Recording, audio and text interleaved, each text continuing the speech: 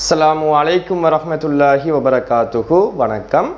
Right, நாம் இறுதி வகுப்பில் நேர்கோட்டு தளவுருக்கள் சம்பந்தமான பாடத்தில் தளவுரு என்றால் என்ன, அந்த தளவுரு இரண்டு வகைப்படும்: மூடிய தளவுரு, திறந்த தளவுரு.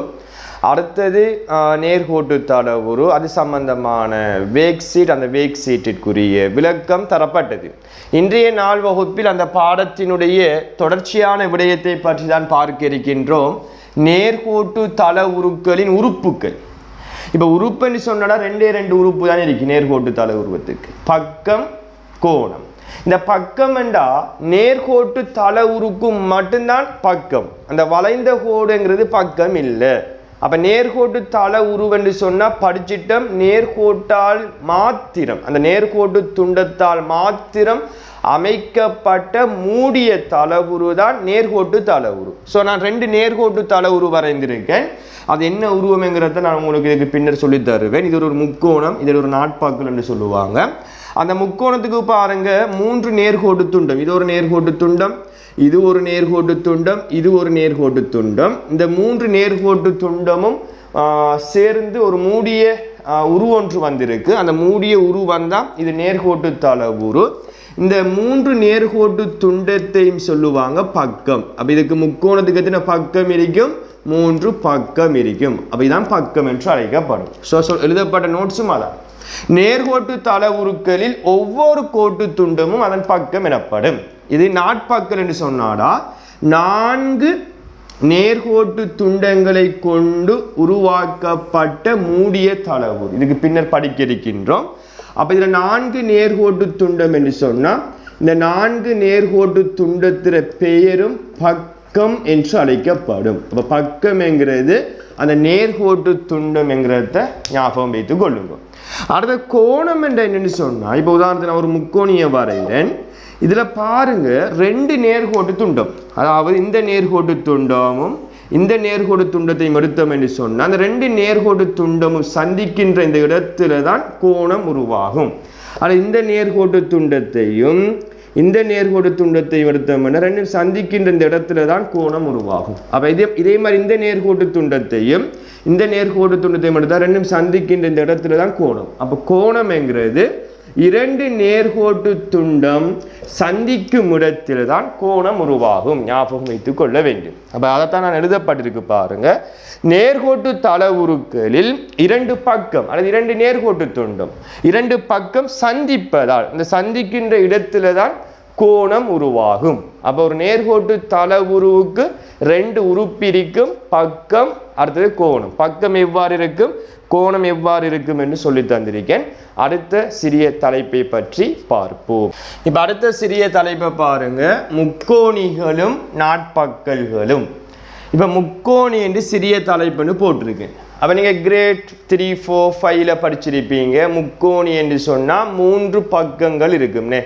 அந்த மூன்று நேர்கோட்டு துண்டம் அல்லது பக்கம் என்றும் சொல்லலாம். அந்த மூன்று பக்கங்களை கொண்டு உருவாக்கப்பட்ட மூடிய தளவுரு தான் முக்கோணி எனப்படும். அந்த முக்கோணிக்குடா இப்ப இந்த முக்கோணி நான் வரைந்து கொள்றேன். மூன்று நேர்கோட்டு தளவுரு, மூன்று நேர்கோட்டு துண்டத்தை கொண்டு உருவாக்கப்பட்ட மூடிய உரு. அப்ப இந்த முக்கோணியை பார்த்தீங்கன்னு சொன்னா மூன்று பக்கம் இருக்கு. மூன்று பக்கம், இது ஒரு பக்கம், இது ஒரு பக்கம், இது ஒரு பக்கம். அதே போன்று மூன்று கோணம், இது ஒரு கோணம், இது ஒரு கோணம், இது ஒரு கோணம். இந்த இடம் கோணம், சரியா? அதுதான் நான் இப்படி மார்க் பண்ணியிருக்கேன். அப்ப முக்கோணிக்கு மூன்று பக்கமும் மூன்று கோணமும் காணப்படும். இதே போன்று நாட்பக்கல் என்று சொன்னா தெளிவாக பாருங்க, நான்கு நேர்கோட்டு துண்டத்தை பயன்படுத்தி உருவாக்கப்பட்ட மூடிய தளவுரு தான் நாட்பக்கல் எனப்படும்.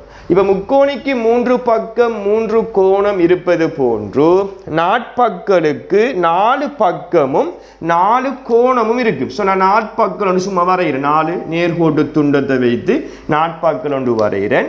அப்ப இந்த ஒவ்வொன்றையும் சொல்லுவாங்க நேர்கோட்டு துண்டம். ஸோ நாலு இருக்கிறதால நாலு நேர்கோட்டு துண்டம், அது நாலு பக்கம். அப்ப இது ஒரு கோணம், இது ஒரு கோணம், இது ஒரு கோணம், இது ஒரு கோணம். ஸோ நாலு கோணம் இருக்கும். நான்கு பக்கங்களும் நான்கு கோணங்களும் காணப்படும். இப்ப நாட்பக்கல்ல மிக முக்கியமாக 5 வகையான நாட்பாக்கள் இருக்கு. நாட்பாக்கள்ங்கிறது ஒரு பொது பெயர், அதுக்குள்ள 5 பிரிவுகள் இருக்கு. ஒன்று சதுரம், சதுரத்துக்கு எத்தனை பக்கம்? 4 பக்கம். அடுத்தது செவ்வகம், செவ்வகத்துக்கு எத்தனை பக்கம்? 4.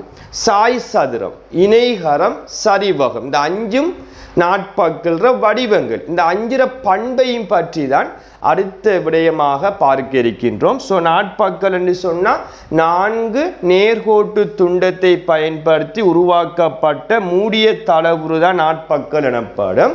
அந்த நாட்பாக்களுக்கு 4 பக்கமும் 4 கோணமும் காணப்படும் என்கிறத புரிந்து கொள்ள வேண்டும். இப்போது அந்த நாட்பாக்களினுடைய அந்த 5 பிரிவையும் ஒவ்வொன்றாக பார்த்து அதனுடைய பண்புகளையும் பற்றி பார்க்க இருக்கின்றோம். இப்போ அடுத்த விடயத்தை பாருங்க. உங்களுக்கு ஒயிட் போர்டில் நான் ஏற்கனவே சொன்னது நாட்பாக்களினுடைய வகை: சதுரம், செவ்வகம், இணைகரம், சாய் சதுரம், சரிவகம். இந்த 5ம் நாட்பாக்களினுடைய பிரிவு. அதில் பண்புகள் தான் உங்களுக்கு எழுதப்பட்டிருக்கு. ஃபர்ஸ்ட்டுக்கு பாருங்க சதுரம். உங்களுக்கு சதுரம் என்றால் தெரியும்டா, 4 பக்கங்கள் தான் எல்லாத்துக்கும் காணப்படும். அந்த 4 பக்கங்களும் ஒன்றுக்கொன்று எப்படி இருக்கும்? சமன். இப்படி ஒரு கோடு போட்டால் இது 5 சென்டிமீட்டர் என்று சொன்னால் எல்லா பக்க நீளங்களும் 5 சென்டிமீட்டராகத்தான் காணப்படும். அதான் ஃபர்ஸ்ட்டு எழுதப்பட்டிருக்கு. எல்லா பக்க நீளங்களும் சமனாகும். அடுத்தது எல்லா கோணங்களும் சமன். எல்லா கோணமும் எப்படி இருக்கும் என்று சொன்னால் செங்கோணம். நம்ம ஃபர்ஸ்ட் டைமில் படிச்சுட்டோம். இப்படி அடையாளம் போட்டால் 90 பாகை செங்கோணமாக இருக்கும். அப்ப எல்லா கோணங்களும் சமன், எல்லா கோணமும் செங்கோணமாகும். 3வது பாயிண்ட் தான் மிக முக்கியமானது. ஒவ்வொரு சோடி எதிர்பக்கங்களும், இதுவும் இதுவும் ஒரு சோடி, இதுவும் இதுவும் ஒரு சோடி, இந்த ஒவ்வொரு சோடி எதிர்பக்கங்களும் மாறா இடைத்தூரம். மாறா இடைத்தூரம் என்றா இப்ப இந்த பக்கத்தையும் இந்த பக்கத்தையும் அடிமட்டத்தை வச்சு அளந்தோம் என்று சொன்னால் தூரம் என்ன செய்யாது? மாறாது. எங்க வைத்து அளந்தாலும் தூரம் மாறாது. இது மாறா இடைத்தூரம். அது இந்த பக்கத்துக்கும் இந்த பக்கத்துக்கும் இடையில ரூலரை வச்சு அளந்தோம் என்று சொன்னா அந்த தூரமும் மாறாது. அதுதான் மாறா இடைத்தூரம் என்று சொல்லப்படும். நீங்க கிரேட் 7க்கு போனீங்கன்னா அந்த மாறா இடைத்தூரம் சமாந்தரம் என்று படிப்பீர்கள். சரிதானே? இப்ப அதை புரிந்து கொள்ளுங்க. மாறா இடைத்தூரமும் என்றும் சொல்லலாம், அல்லது ஒவ்வொரு சோடி எதிர்பக்கங்களும் சமாந்தரம் என்று எழுதினாலும் சரி. அதே போன்றுதான் செவ்வகத்தை எடுத்தீங்க என்று சொன்னால் எதிர்பக்கம் இந்த பக்கமும் இந்த பக்கமும் சமன், இந்த பக்கமும் இந்த பக்கமும் சமன். 4 பக்கமும் சமன் இல்லை, எதிர்பக்கம் சமன். எல்லா கோணங்களும் செங்கோணம், எல்லா கோணங்களும் செங்கோணங்களாகும். ஒவ்வொரு சோடி எதிர்பக்கங்களும் மாறா இடைத்தூரம். இந்த ஒரு சோடியும் இந்த ஒரு சோடியும் மாறா இடைத்தூரம் என்று சொல்லப்படுது. இப்ப இணைகரத்தை எடுத்தீங்கன்னு சொன்னா பிள்ளைகள் எதிர்பக்கங்கள் நீளத்தில் சமனாகும். அப்ப இணைகரம் என்கிறது செவ்வகத்திர அமைப்பு தான். எதிர்பக்கம் இந்த பக்கம் இந்த பக்கம் சமன், இந்த பக்கமும் இந்த பக்கமும் சமனாக இருக்கும். அடுத்தது கோணங்கள் சமன் இல்லை, கோணங்கள் பற்றி சொல்ல முடியாது. ஒவ்வொரு சோடி எதிர்பக்கங்களும் மாறா இடைத்தூரம். இந்த சோடியும் மாறா இடைத்தூரத்தில் காணப்படும். சாய் சதுரம் என்கிறது சதுரத்தை அமைப்பில் காணப்படும். சதுரத்தினுடைய அமைப்பில் இருக்கும். 4 பக்கங்களும் சமனாக இருக்கும். ஆனால் கோணங்கள் செங்கோணம் இல்லை, கோணங்கள் பற்றி சொல்ல முடியாது. இதுக்கும் ஒவ்வொரு சோடி எதிர்பக்கங்களும் மாறா இடைத்தூரம். ஒவ்வொரு சோடி எதிர்பக்கங்களும் மாறா இடைத்தூரத்தில் காணப்படும்.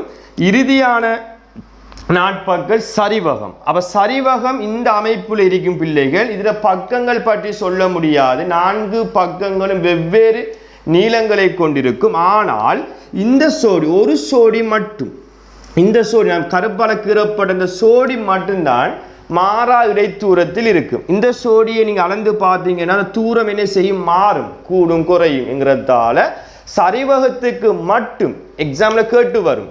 ஒரு சோடி மட்டும் மாறா இடைத்தூரத்தில் காணப்படும் நாட்பக்கள் எது என்று கேட்டு வரும்.